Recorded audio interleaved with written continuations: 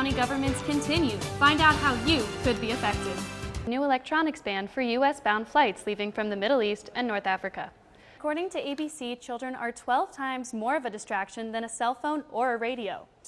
This vote comes in the wake of an AP report stating that there were nearly 2,000 allegations of sexual abuse and exploitations from peacekeepers across the world. We'll have a live update from the students getting ready for the Duke game. They started camping out on Sunday, and soon they will get to move into the Dome to watch the Orange take on the number 10 Blue Devils. Cuse is hoping to break a 3-game losing streak. A UN resolution that would condemn the use of chemical weapons in Syria and demand that all parties provide simple and easy access to information for investigators. He says he will discuss the issue, quote, when I decide, and continued on to say that the only thing this article got right was the spelling of his name. For most residential energy customers, monthly charges will only increase by about $2 to $3 a month. However, big buildings like hospitals and factories could see their bills go up by about $4,000.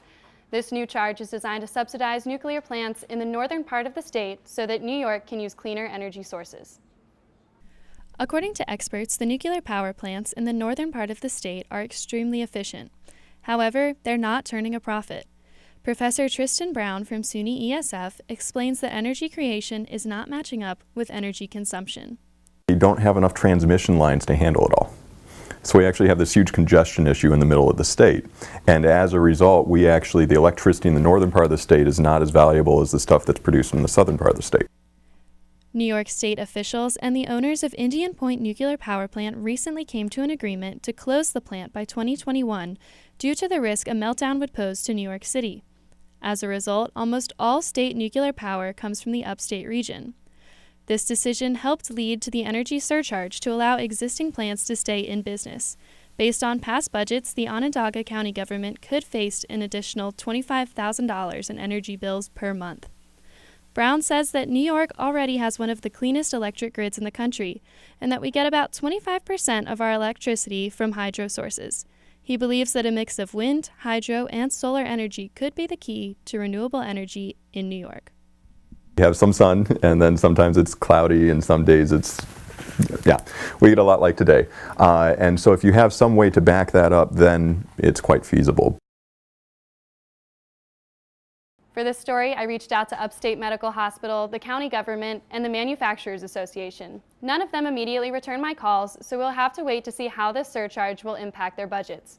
Live in studio, I'm Regan Spencer, NCC News. Syracuse University prides itself on the diversity seen across campus. The athletic department is no different. Take a look at a different type of student athlete. In Stevenson Educational Center, inside Manley Fieldhouse, you'll find a map. It's covered in thumbtacks and tangled strings by this point, but the SU Athletic Department keeps it around to celebrate its international athletes.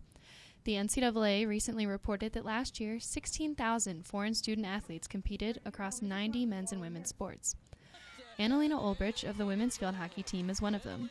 She came to the United States in 2014 in order to pursue an elite level of athletics while still getting academic support and flexibility. Everything evolves around sports, and they're just like seen in this spotlight, whereas at home it's just like your hobby. Like all international students, foreign athletes must acquire a visa prior to moving to the U.S. However, due to early report dates for many sports, the window to get important paperwork filed is much shorter.